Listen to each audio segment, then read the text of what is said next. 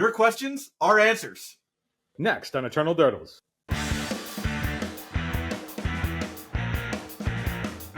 This episode is supported by our Durdle Maniacs, who enjoy ad-free content as well as bonus content that can be found either on Patreon, Spotify, or YouTube. If you're thinking about supporting the show, we'd really appreciate it, and you can find us on any of those mediums. What it do? Hello and welcome to Eternal Durdles. I'm your host, Zach Clark, and with me as always, Phil Bleckman. Phil, how's it going?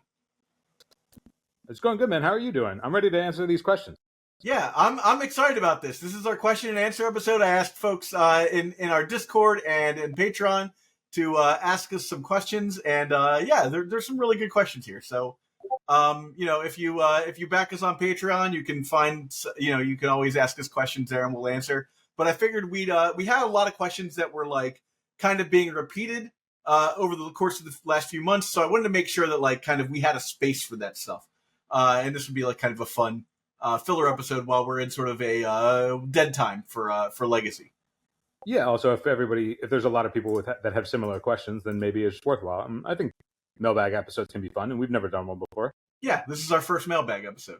Eternal Durdles is proud to be sponsored by Moxfield. Moxfield is the best Magic the Gathering deck building website on the internet. You can create, share, and find decks from Commander to Legacy, and even fan-supported formats like Pre-Modern and Old School. You can see all of our decks on our Moxfield. Follow the links below to stay tuned. All right, Frank Blizzard. Yo, first off, can I just tell you Frank Blizzard was the name of the security guy in the mall where I grew up. He played Warhammer. I think we know where he is in the world then. If it's the same Frank Blizzard, that's amazing. All right, Frank Blizzard. Question for Phil. I keep asking in the MTG 90s comments, where did you get that sweet playmat you constantly use? Oh, so that was just a custom artwork that I got via Inked Playmats. So the art was by an artist. I did not commission it. I just found it, and I thought it was super sweet. And then I just blew up the image and made it a playmat. And that's what is that? Is that like New York or no? It's Dominaria? It's a picture of Dominaria and Triskelion's adventures across the thing. So it's a cool, sweet little thing that I found that I thought I thought the colors would show up on camera. I was thinking about what would show up well on 90s MTG, since I was, at the time I'm on it pretty frequently. And so I figured, having a nice play mat for the set design, so to speak, would be a good pick. So I got it through Ink Playmats. So yeah, literally any image that you want. I no longer I'm waiting for a fun playmat. I'm just like, what's an image I like? And then I just try and make sure that it's a large enough image that would show up well on a playmat. One thing I learned though about custom playmats that I mean, maybe I'm the only one that worries about this, but I've gotten a custom playmat before with the stitched edging. But the way that I play is I slide cards. You slide them, yeah. I'm a stitch edging guy. You're not a stitch edging guy, right? No, because the sleeves would always get caught on the stitches, and then it would bend the either the card or the sleeve. So now I just have it unsleeved. So it has it's like it being stitched. It has the bottom of what you just showed on yours. It has that sort of scratchy stuff of it's been used. It's got wear and tear. But I don't get stitched because I don't like my cards getting caught. And that I haven't used it, but I have a garment thing that removes the billing. So every now and again I'll use that on this. But I prefer the stitch edging, because otherwise it starts if you use a playmat often enough, it starts to curl they sort of separate themselves from each other. So I just like to make mine last as long as possible because I'm a cheap ass. Okay, so great question. That was asked twice, actually, a second time by Frank Blizzard on a different thing. So I was like, we gotta just start with that question.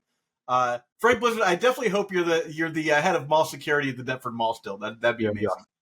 Yeah. Okay, so Shazbach asks, I'd be interested to hear what you guys think is trending in the right direction for Legacy. There's been a lot of doom and gloom in the community. Fire design, commander design, mismanaged ban list, new releases every 6 hours.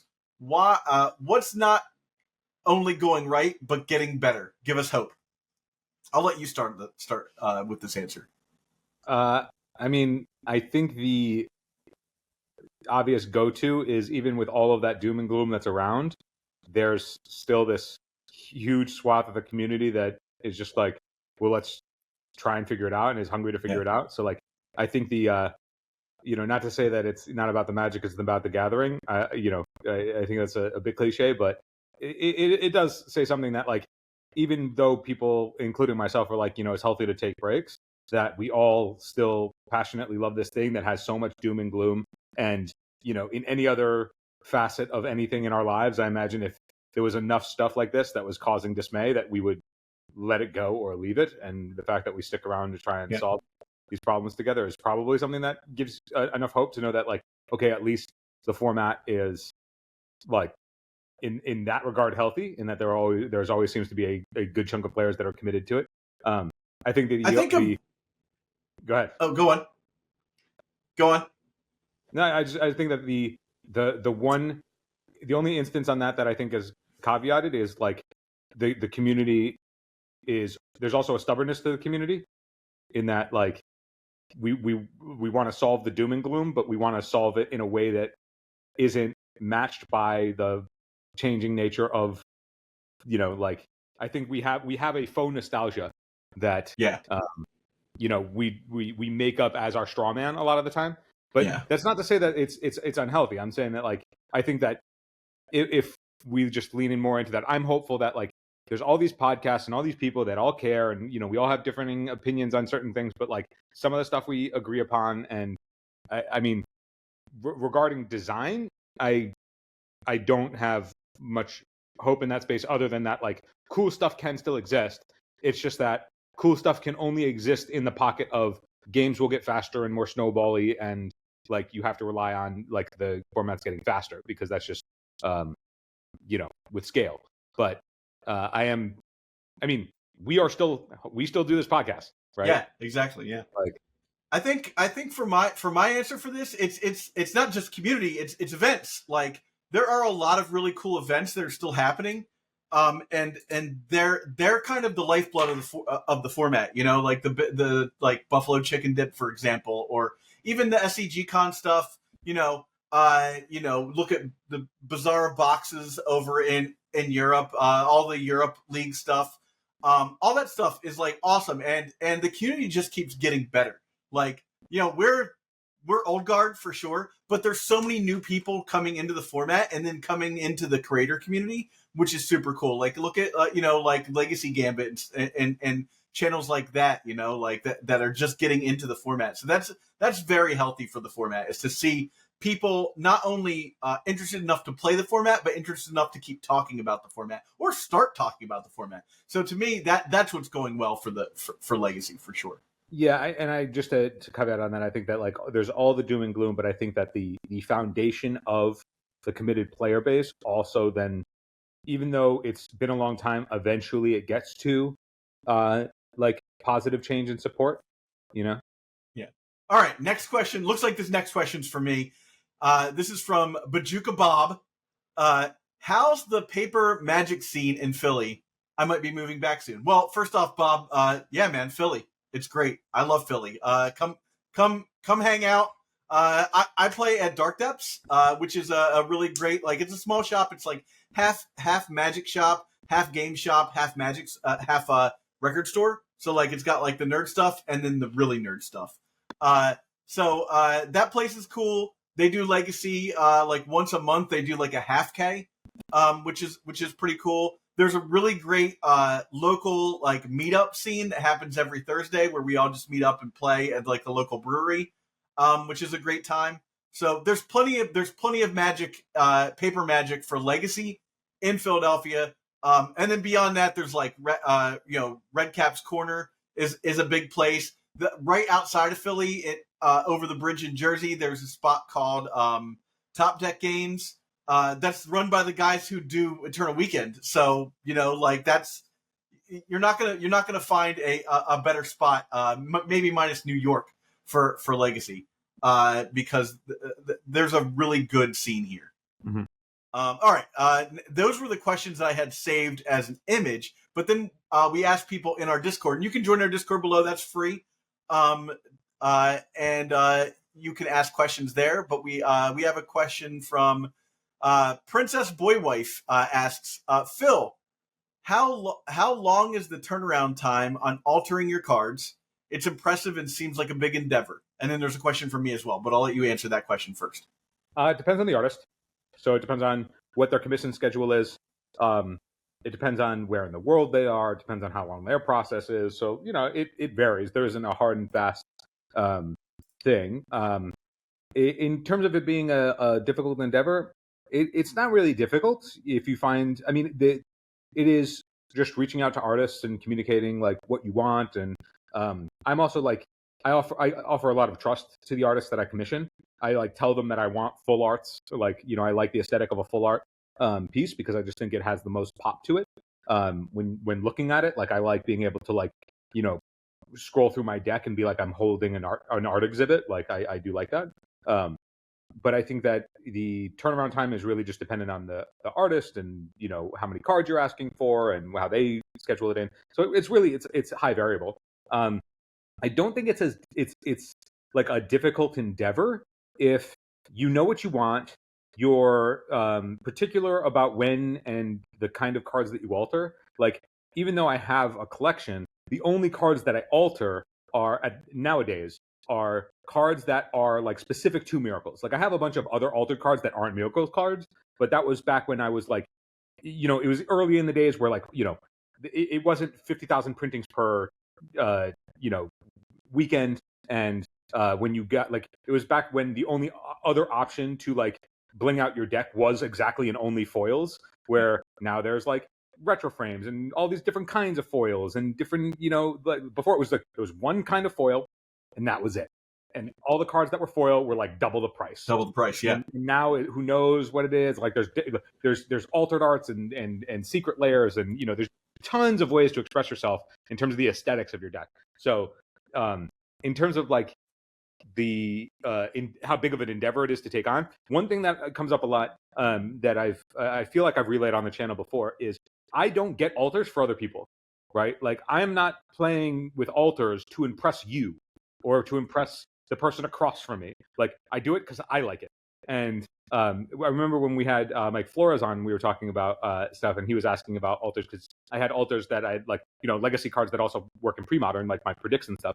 And we were talking about that. And I have always been a sucker for tattoos. I really like tattoos, but I don't have any of my own. And part of that is, I don't necessarily know exactly what I want, or I don't commit to anything. And so a lot of the ways that I think about it is I scratch that itch by tattooing my cards.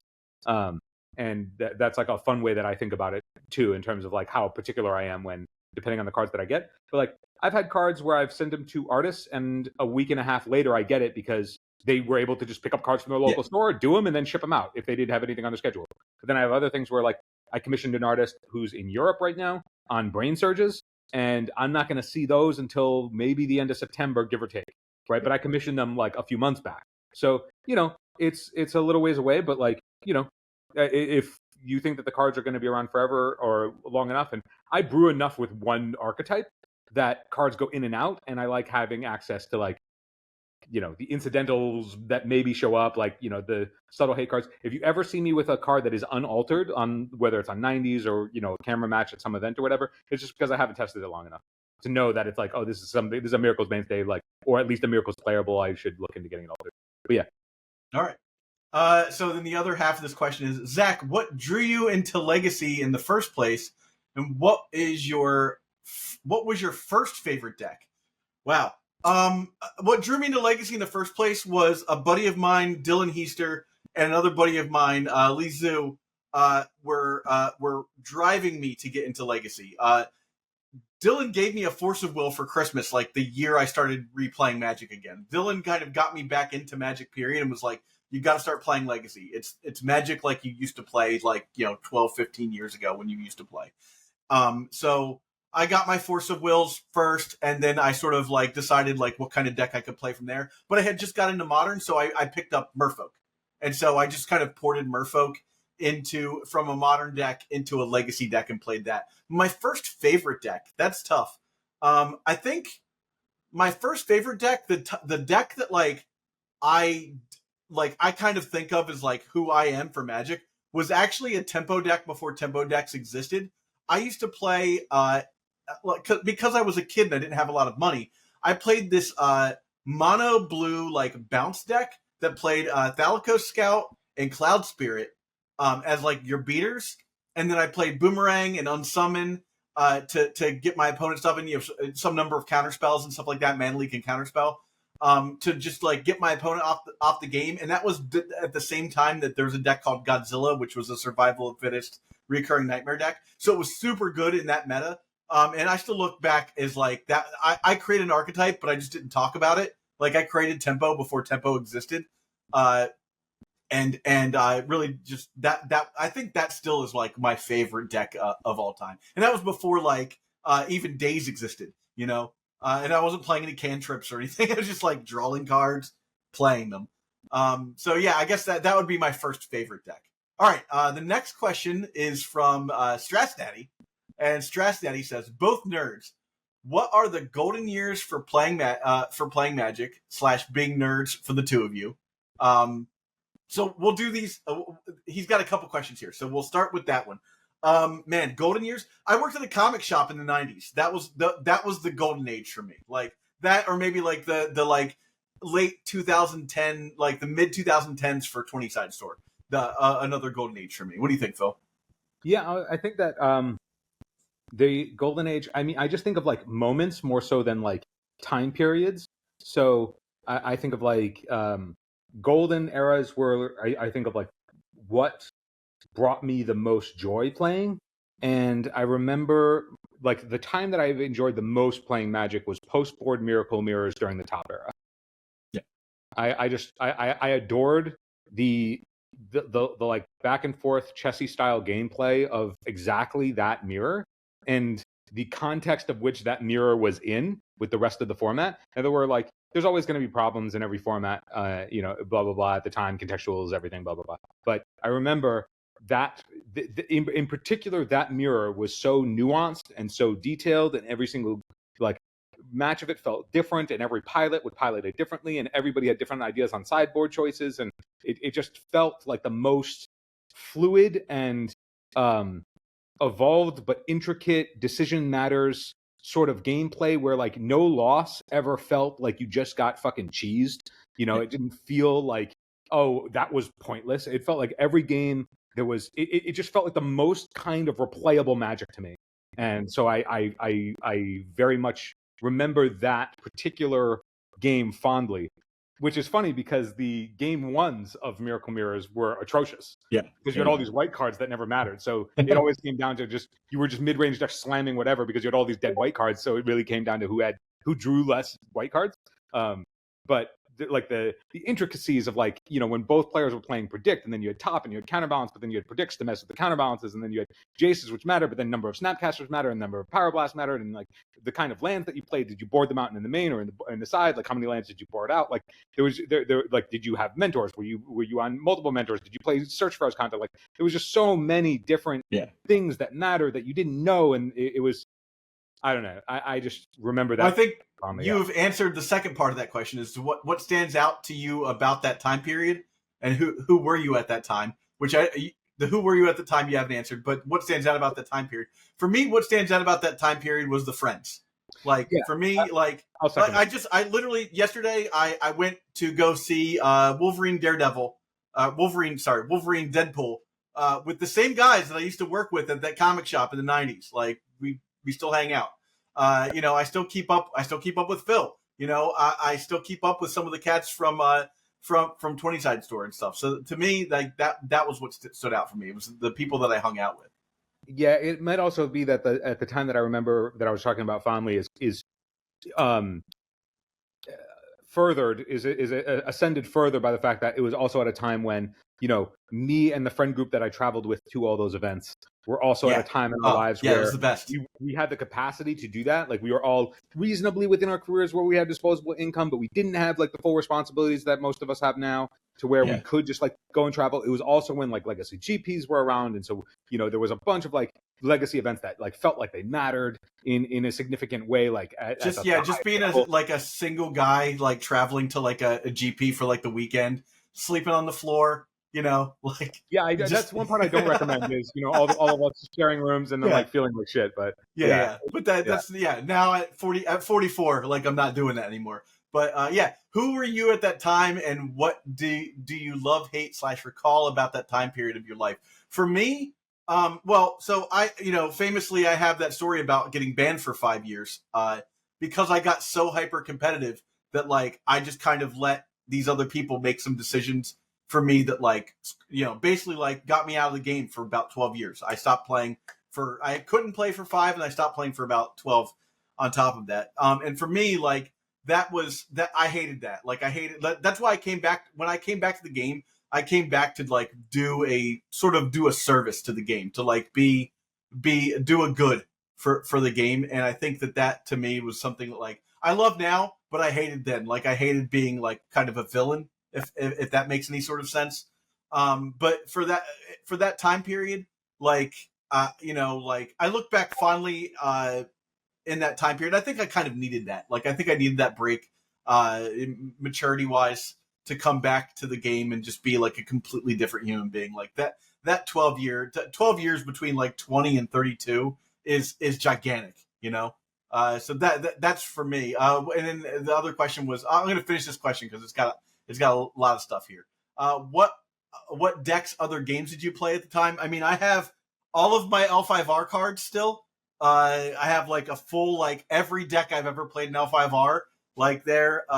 I played like every card game. I played Overpower. I was like a champion at Overpower. I was top 10 in the world for like one clan in L5R. I played like so many games because I worked at a game shop. I played Warhammer 40K, and then I worked for a game company a little after that. So, and then, yeah. And so, I'll let you answer those, Phil. So, what did you love, hate, recall about that time period? And what other decks games did you play at that time? I don't recall playing any other games in a consistent, meaningful way. You played Yu-Gi-Oh for a while, though, right? Well, I played Yu-Gi-Oh as a kid. Yeah. Okay. So before getting into Magic, I played Yu-Gi-Oh when I was like very young, Yeah. but it was also during that game's infancy, right? So like, the game is like very much clearly broken now. Like there's like a whole swath of like, the whole meme of "you've activated my trap card." Like the game is so fast now that like trap cards don't exist. Like you just can't play them because they're too slow, because you're unlikely to get a turn. Yeah. So like, okay. all the traps like have moved into like essentially 0 mana Force of Will type effects that just like counter shit for free out of the hand, and there's no way to know if your opponent has them without like trying to bait in sequence in such ways. At least to my understanding, I haven't played it in a long time, but like there was a time when I was playing, and I was essentially playing. I played a bunch of different things, but there was a point where the apex that I played that game was I played something called Herald Control, which is effectively like what their miracles would be. But then they added new card types that essentially like consistently power creep the game. I was young and I didn't fully understand like and engage with that in a way that was fully understood. And then once I was introduced to Magic, because I was sort of getting disenchanted by that, there were friends at the card shop in Syracuse that I played at that played both games, and they were like, "We can tell that you're sort of getting disenchanted by this. We think you'd actually really like Magic. It's sort of like the original version of like this game that you play, and like the way you talk about stuff, we think that you would just like this better." And so got into it that way. But then and then learning Magic sort of highlighted for me all of the things that I didn't like about Yu-Gi-Oh. And I think that part of going back to the previous question, a part of the thing that feels like the doom and gloom of card design now is because a lot of that doom and gloom comes from patterns that I see from like previous games that made me disenchanted, where it's like everything is free, everything is snowbally, everything is like, constantly producing infinite value for, and plays itself. And that sort of thing. Sorry, I don't want to veer too far off question on mailbag. What other games I played? I didn't play any other games at the time. I got my start in card games by collecting Pokemon, but never really played it. Then played Yu-Gi-Oh as a kid, evolved into Magic, haven't looked back. And then there are other games that like I've tutorialed and tried, but I've never played anything like committed. Like I've never like been like, let me think about the theory of how to build a deck in a different game. And then final part of this question is, what were the big events of that period of your life? The big events? What were big events of that time period in your life? that was a time where there was a point in my mid-20s, I think, which was a little after that like pinnacle era of like that reminiscent era that we talked about. But there was a pinnacle era in my mid-20s where I wasn't able to play as much Magic because I was working for WWE, and then there was like a bunch of like career shifts in between all that, where there was one point where I was working for WWE, was traveling all the time, effectively played, unforced break, like just didn't have time to play. And so I didn't play. And also there was just like, the format didn't change as fast because there were less releases at the time. So like the evolution was slower and people were trying a little bit more nuanced, intricate things. And then that led to, after I was out of wrestling, then I started doing audiobooks where I was my own boss and then was playing a fuck ton. Yeah. So I roller coastered pretty hard. I don't know if I have like if there's fondness necessarily of that time beyond the normal, like, you try things, you fail at things, you try and grow from them, that type of stuff. What about you? Well, so I had those two periods, right? Obviously, the big event during the first period was like getting banned. That was a huge, event in my life, and it definitely like rocked me in a way that like made me, I think, ultimately made me like a better person. Because like that's a relatively low stakes lesson to learn. Like you can't play Magic anymore is a slap on the wrist compared to like things that could have happened. With just like the sort of things that went down, but and then transitioning to like the 20-side store thing. Well, I created like Hipsters of the Coast, and that was like a huge thing at the time, and it sort of got me this like kind of national notoriety as like the guy in the background that like created this like I turned myself into a community basically. So that was the big, and that all came from like me being like, I was saying this to my wife the other day, is like I started off this like Magic career thing with a journalist's intention, right? Like I came in, I was a rock journalist and a political journalist in Jersey City, and then I moved on to Brooklyn, and I was like, oh, I can't see all the same bands anymore, and like I'm kind of getting to the point where like going to a show every night is like a lot. And it's really funny though. I was telling my wife, it was like I used to like speak truth to power, like political journalism in like a small town. I'd go out and I'd write about literally like there was this whole scheme that happened where there was like a pay to play scheme in Jersey City, and everybody but the mayor and the guy who was basically now the current mayor got caught. And the only reason I think the mayor didn't get caught is allegedly, right, is because he was too smart to get his hands dirty, but like everybody else got their hands dirty, right?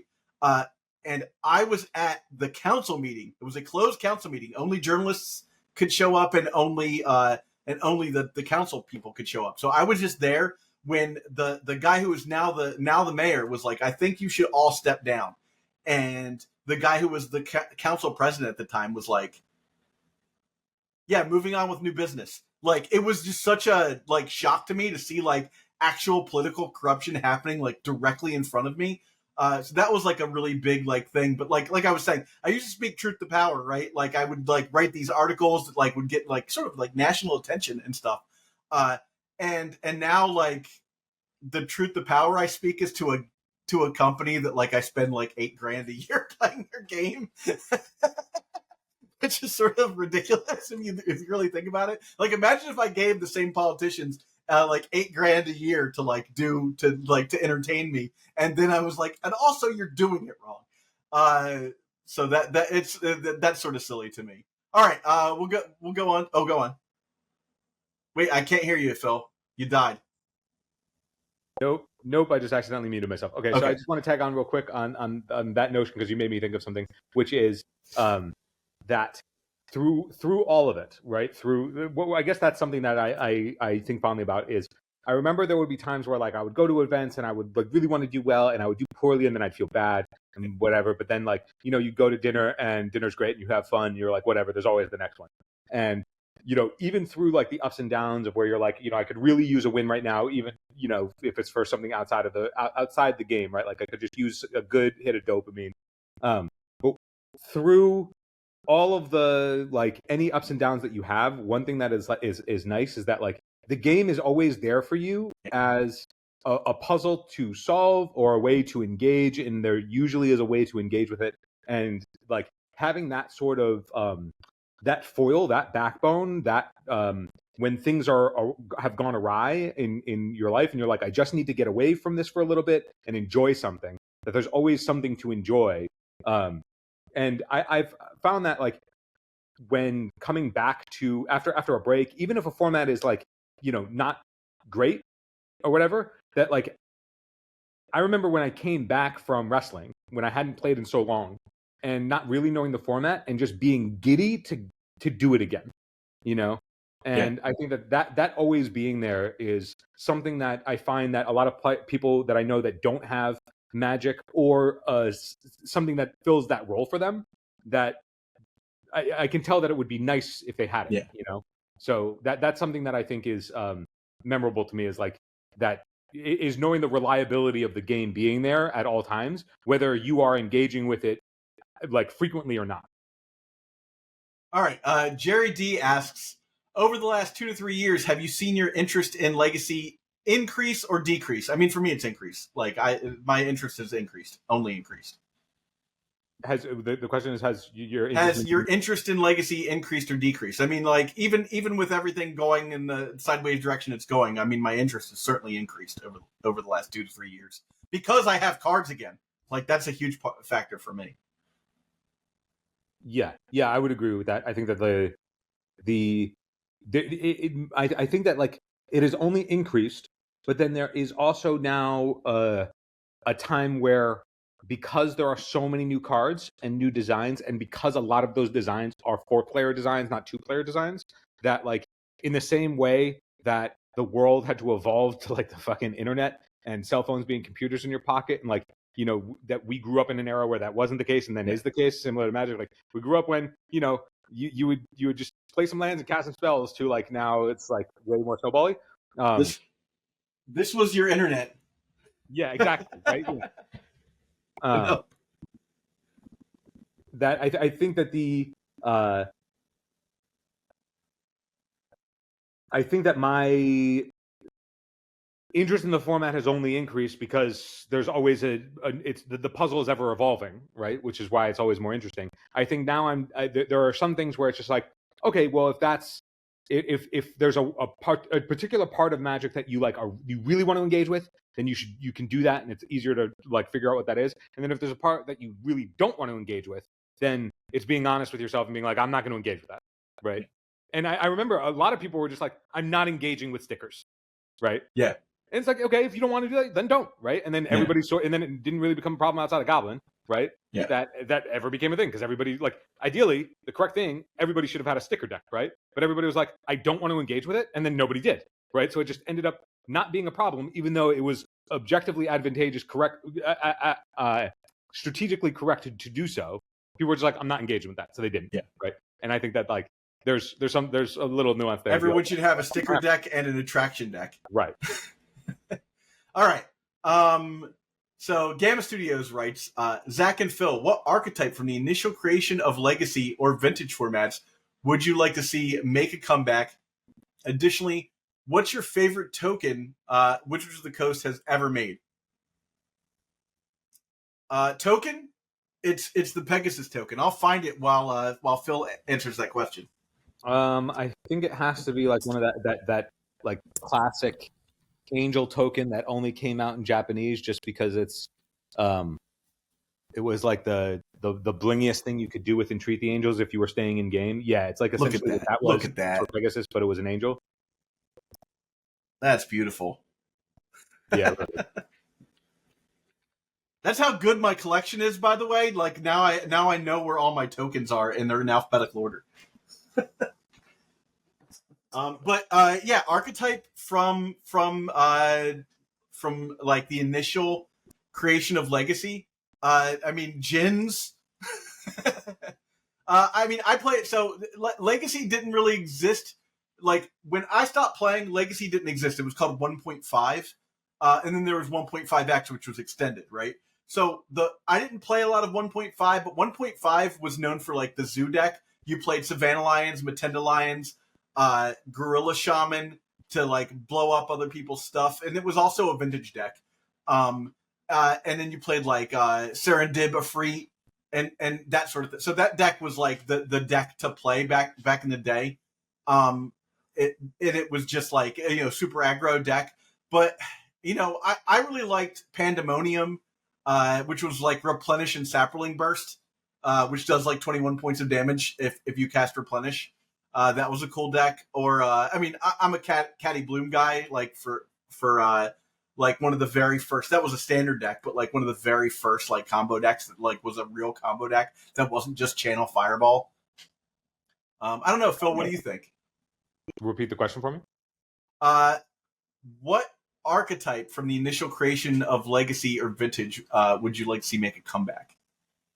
From the initial creation, yeah, is where I'm thinking like, what were you were a zygote at the time, so yeah, it's like the initial, like I didn't play at the same time, so like I don't I did not play when like, okay, now it's coming in.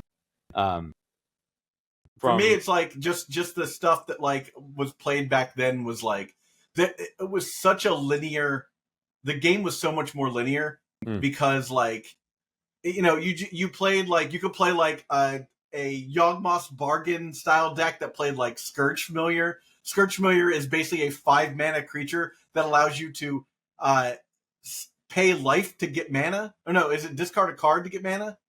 Discard a card to get mana. Because if you had out Scourge Familiar, you could draw a card with Bargain, discard it, right? Or discard it for mana, and then cast. You at the time you couldn't play Drain Life, so you played Soul Feast, which is a 5 mana Drain Life for 4, and then you would do that. You would burrow through your entire deck, right? Playing like Radiance Dragoon, which is a 4 mana creature that gains 5 life when it comes into play. And then you would end up casting Yawgmoth's Will so that you could get the last 4 damage you needed in off of the 5th Soul Feast that you had to cast. So it was a pretty like weird like combo deck. That's how combo decks were back in the day. They weren't like very, very good. Like you had to like jump through a bunch of hoops to make them happen. I think what you're making me think of that, I guess, it's not like what strategies do I wish were back from the start of Legacy, since I don't know what that is, but something that I do miss is the conscious and viable potential to play like subpar or cards that like on their own are just like not good, but like you can put them in conjunction with like something else, and then it's like this awesome thing, and it's like, whoa, that's cool, in a way, but that's like also legitimate, like, oh, like when you do that, like that's solving a problem, that's really good. Where it's like now the stuff is much more like the individual piece on its own is very good and generates some amount of value, or is just like undercosted, and then the thing that like it's paired with is also just individually good, so you just have a bunch of individually good things that all together are like all the more powerful because they're all individually powerful. And an example of that, I don't know if it has come up on 90s yet, but I was like, I wanted to stay in blue-white for a thing, but I needed an answer to Planeswalkers, right? Like there just wasn't very good answers to Planeswalkers that didn't like offer my opponent some amount of value that was too much. Like there was like some things that just say destroy Planeswalker, but then they effectively draw a card or whatever. And I'm like, well, if they're doing that, there are going to be up too many cards because the Planeswalker's already... Yeah, they already drew a card for playing Planeswalker. So like those are already untenable answers. So the thing that I came up with, though, was I was like, okay, well, when I play against Delver, what I want is like more white cards where I board out like my cards that are too expensive, and I just need more cheap removal to like go card for card with them on like their cheap threats. They have like, if I play against Grixis Delver, they have at least 12 cheap threats, whether that's all 1-drops or 1-drops and then like the back half of 2-drops, then plus Murktide. So I was like, I need more than just Sourced Plowshares, because if they fight over those, then it's tricky. So I need more than that. And so like, I was like, okay, I want more of that effect. So I was like, what is that? And I played with like more prismatic endings, and then I was like, oh, but what if I did something like Oust, or what if I did like something like Piracy Charm, if I can catch the Delver or the DRC before they go. So I was thinking really deep, but then I was like, okay, well, if I want that type of thing, then what would work with that to also pair to get rid of a Planeswalker? And then I was like, well, if I have all these white cards against the decks that Planeswalkers are part of, then I have to board those white cards out. But if I'm boarding to have more white cards out of the board, then I need to do something to work with that. So I was like, okay, what can I do to make it so that my white cards actually have text against the decks that have Planeswalkers in them, which typically they don't. And so it ended up not working because, again, what we're talking about, like individual cards are too good. But what I found was I tested out Mercurial Transformation, which is a lesson card for 1 and a blue. Yeah. Because you can turn a non-land permanent into a 1/1 or a 4/4.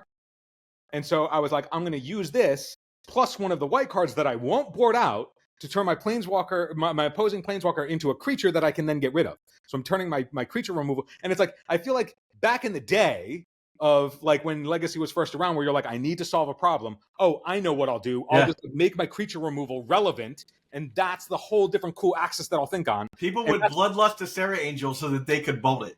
Exactly, right? Like, people like out of the box thinking of like the tools in your sandbox that you have at your disposal to like solve a problem, right? It's like the Apollo 13. It's like they're losing air, and these are the tools that they have on board. We have to figure out how to close the circle with what they're doing. And I think that those interesting puzzles are really compelling, and it's fun to like talk about with friends. And I think that that's something that I would go back to in a way that's not just like play the best card, you know? Yeah. All right. Next question from Stress Daddy. Zach, did you really have a girlfriend from a different school, or were your peers right to be suspicious of this claim? I did not have a girlfriend in another school. I went to prom with a girl from another school. Huge difference. Huge difference. All right.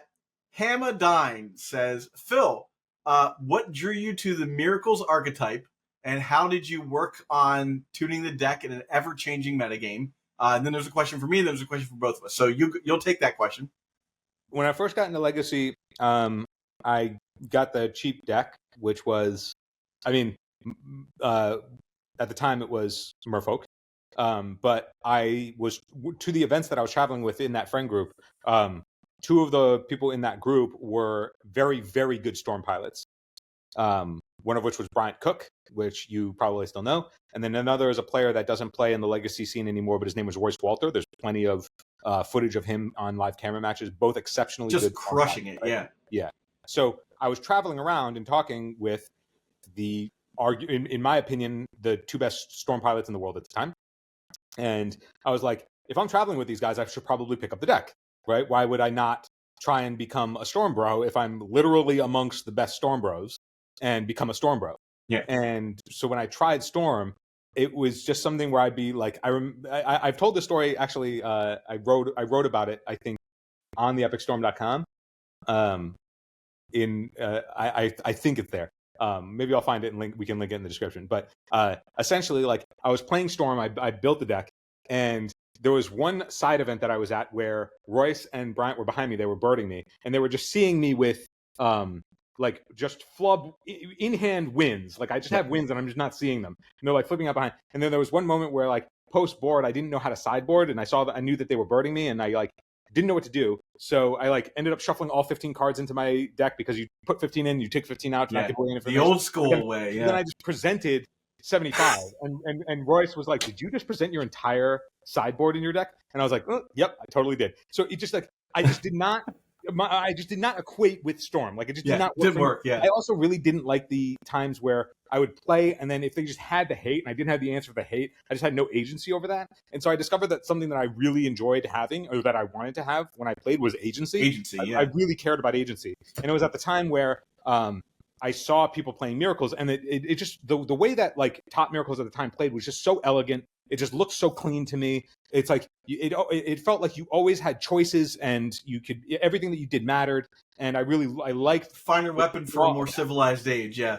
Yeah. So I like leaned into that, and then I just really enjoyed it. And then I was one of the other people that I traveled around with at the time was Sam Rukas. He was an exceptional Miracles player during that era, and so I still had the out of like, better players with me, better players than me, like in the car, and to talk through things. Same thing, Devin Riley, who's now like been crushing it with Breakfast. He was also on Miracles for a long time. He's an exceptional Miracles player at the time as well. Still a great player. Obviously, he crushed it with Breakfast. And so I was just always surrounded by better players. But Miracles really spoke to me as like the deck that had agency, that let me play, that like had the continuously solvable puzzle that I really enjoyed. So. Okay. All right. Zach, do you have a favorite legacy archetype? You know, I did. I did a long time ago. It was Delver. I was a Delver guy. Like I came in playing like Rug Delver, Blue Red Delver, and into Rug Delver, and that was like the thing for me. I think, and for a while, I think it was like Infect Poison decks were fun because it's tempo. I think the answer is tempo. Um, to me, that was my favorite legacy archetype. But I think in the current time, I don't think I have one. I think I have set myself up to learn more decks in Legacy, especially since I have that like creator account and I can fluidly move from one deck to another. Um, for me, it's like not combo decks. That's the main thing for me. I don't want to. I don't really like playing combo decks. It's just not. It's not who I am. I like to have agency, but I also want my opponent to sort of have agency too. I don't like the shit talking you get after you beat somebody with like a storm deck, and they're just like, and you're like, okay, dude, like whatever. So for me, it's fair decks. Fair decks is my favorite archetype. All right, so both. What factors do you consider when sideboarding? How do you know which cards to bring in? For me, that answer is simple. Can my opponent stop the game? Do I have cards that make it so that my opponent cannot stop the game? That is my number one thing going into every sideboard situation. Will my opponent sideboard in Magus of the Moon? How do I kill it? Hard stop. It's going to be metagame dependent, and like at least from my end, because I'm the miracles guy that usually needs to find answers to particular things. So usually it will be if I'm sideboarding, I have a sense of like all of the cards that are in my sideboard. I have a sense of like which cards those sideboard slots are actually specifically dedicated towards trying to hit. Like obviously you have some like there are broad strokes like graveyard decks and artifacts and enchantments and the generalizing of that stuff, which some formats reward, but then other formats are just like the things that I lose to out of this swath of decks is these cards. Yeah. So if everything else lines up, then I need answers to these cards, or I need a way to combat what they are combating. Or is the game, if I'm playing a counterbalance deck, like is the game about a particular thing? Therefore, it's about a particular mana value. Therefore, I need to be conscious about like the density of that mana value. Yeah. So it's just an entirely different world when you're a counterbalance guy. In that, like that just it just creates a whole new lens that you have to be thinking about and thinking through. But a lot of it is just like, do I have reasonable answers to these particular things that I otherwise don't have answers to? And how does that line up? How do I ensure that my cantrips are maximizing being able to line all that stuff up? What do I envision the game progressing to? Like, what is the engagement that we'll have to have? Like, what are the wars that we are inevitably going to have if I'm going to win? And if that involves, like, for example, there would be back when Doomsday was popular, there was no way that you were winning the countering of the Doomsday between their discard, the fact that they only need to resolve one spell, that they're also blue. Like, you were just never beating them by fighting over them resolving the spell. So the stuff that I would board in wasn't to try and stop them resolving the Doomsday. I would plan to let them for resolve Doomsday, and then fight over things after the fact. So like that would charge how I would play my portents. That would charge how I would play my predicts. I would like ask good Doomsday pilots, what is your what is a common pile? Like how do you stack it? Like where does the Cavern of Souls usually fall in the pile? Because if there's a consensus on like certain piles that make sense against what I'm doing, then you can predict it out. Then if I can predict that out, or like mess up when they're doing their draw, or it's like I would think about more in that axis of like, how does my stuff line up against what they're doing, as opposed to where, depending on what your deck is like, can they stop the game? Which like, it really is going to be dependent on like the deck that you're playing to decide those things. But I think, I don't think there's a hard and fast thing. I think you could literally ask that question for every single archetype, and then like different pilots within that archetype probably have different answers for you. And so like, then it becomes, okay, what is the stuff that you like to play? And then how do you envision that stuff? But I think like that question might make a lot of sense, like as a follow-up to be like, how do you do it with this archetype? Or how would you do it if you were trying to combat this these X decks with this archetype. Like that question, I feel like we can get a lot more specific. Yeah, you could get deep. Yeah, that's a whole episode, right?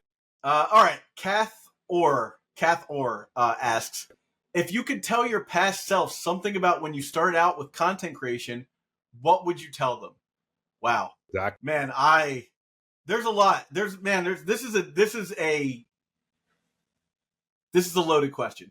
So first off, I think I would have, we'll go back all the way to my original, like with hipsters. I think I would have a lot more control and say in the day to day, because I think that because of my workload as a human being outside of Magic, I ended up getting pushed aside in that because people didn't think I was serious about it. But I was very serious about it, but I had other things to do, like pay bills and stuff that I had to like really focus on. Whereas everyone else was sort of into their careers, and this was a sort of free time thing that they did, but they had the time for it. Whereas I had the time to write one article a week and make that article as good as possible, but I didn't have the time to like manage the community that I had created and the people within the business. So I think for me, like I could have that would be a thing I would tell myself. But then going to Eternal Durdles, if there's one thing I could tell myself about starting out content creation here, it would have been get on YouTube faster and offer exclusive content, because people that are like supporting your content deserve that. Yeah, people deserve exclusive content. I think that's just something like it's almost free to give back to your community. And then it would probably been to bring on Phil sooner. And beyond that, I don't know. There are so many little tiny things I've learned over the last like 3 years that like have changed how I thought about content creation. I would have done it sooner. I would have done everything much sooner is the answer. Yeah, I think the thing that I would say is I don't know if I would be in content creation if Zach already didn't have the ball rolling. In terms of like what I would have done sooner is two things. I would have gotten out of my own way in that, and this comes up a lot. One thing that I tell Zach all the time about, where Zach will have an idea, he'll be like, we should do this thing, and I'll be like, I don't know if I don't feel as though I'm viable to contribute to that because I don't have any legitimate finishes, right? I haven't won any tournaments. I don't have any competitive results to like back up what I'm saying. I'm probably not a reliable source or person to talk to. The show is all charisma. So, but like at the same time, like, then Zach will be like, let's just do it anyway, and then we'll do it, and then they'll like have good results or whatever. Inevitably, I'm correct. You end up being that he's correct. So it's like just get out. I would have gotten out of my own, or trust to get out of my own way more so. But then the second thing on like branching off of that too is actually do things, right? Like it's really easy to come up with ideas, but it's a lot harder to actually put in the elbow grease to do it. And that's one aspect of like why why Eternal Durdles happens at all is, I mean, honestly, at the end of the day, like Zach is the guy with the elbow grease guy. He's like willing to be like, okay, we have this idea. How do we actually do it? And then he's good at getting it done. And then I worry about quality after the fact. Like, I think that's the thing. I think that like if I could go back, it's all good on how it works, but I think that trust yourself and those around you. Like if they think that you could do something, you should probably listen, because the people who you trust probably aren't lying to you. And then finding a way to, like, if you actually want to do it, figure out and give yourself the plan to do it, which is just like, simplifying what actual tasks need to happen, as opposed to being like, I need this grandiose thing that like is built overnight and, et cetera, et cetera. It's like the stuff that you need to do is probably a lot more simpler than you think. All right.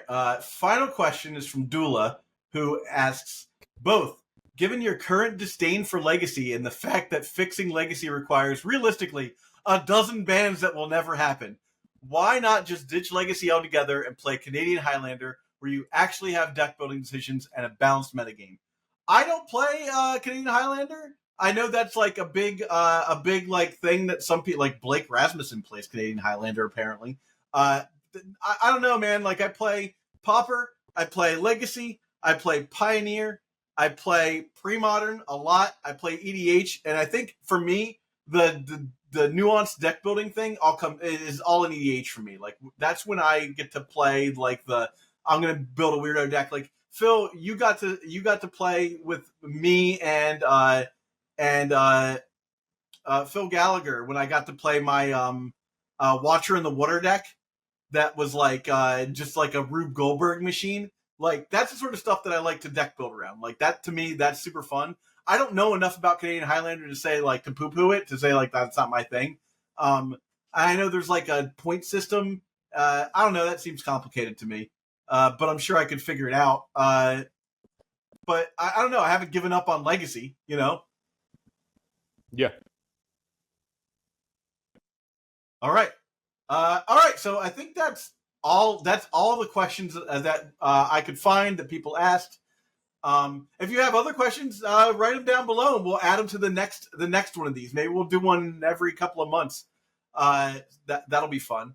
But yeah, thank you all for watching. Thank you for asking the questions. And if you have a chance and you appreciated the show, or you have the means, you can support us at patreon.com/eternaldurdles. If you join above the $5 rank, you get bonus content from us every month. 4 episodes of bonus content every month. And the episode we have next is, because we've got like a sort of a dead period of a couple months, is going to be a debate episode where Phil and I defend and prosecute the case for banning specific non-grief cards in the format in the lead up to the August announcement. So I think that'll be super. It's super compelling if you want some fun, free content from us, or fun, exclusive content from us. Yeah. Thanks everybody for watching, and we will catch you on the flip. Before you go, I need some help.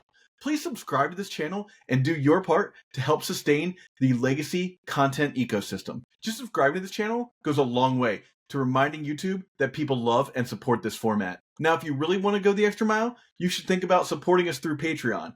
Both the links for subscription and Patreon are right here. And if you're listening on an audio format, you can go to patreon.com/eternaldurdles.